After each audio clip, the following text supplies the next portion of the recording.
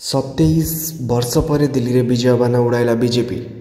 आम आदमी पार्टी धराशायी। एथर भी खाता खोली पारिलानी कांग्रेस। आज्ञा हाँ, पद्म शिविर रे जोरदार सेलिब्रेशन। आउ 27 वर्ष पर दिल्ली रे बीजेपी को यही मौका मिली। आम आदमी पार्टी रो विजय ब्रेक लगी। दिल्ली रे फुटी पद्म।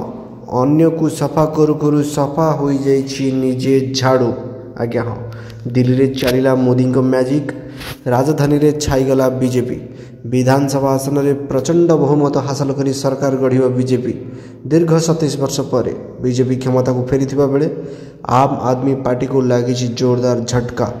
हैट्रिक स्वप्न देखुथिबा आप्र कैप्टेन अरविंद केजरीवाल भी हारी जाइछंती। हेले राजधानी रे कांग्रेस किंतु शून्य आसन आनिबारे हैट्रिक करी अलोड़ा रेकर्ड रखी। आज्ञा बिल्कुल आप ठीक शुणुंट। पद्म शिविर रे जोरदार सेलिब्रेशन। आउ 27 वर्ष पर दिल्ली रे बीजेपी को यही मौका मिली। हैट्रिक करिवार जो स्वप्न आम आदमी पार्टी देखुथिला ता भांगी चूरमार हो जाइछि।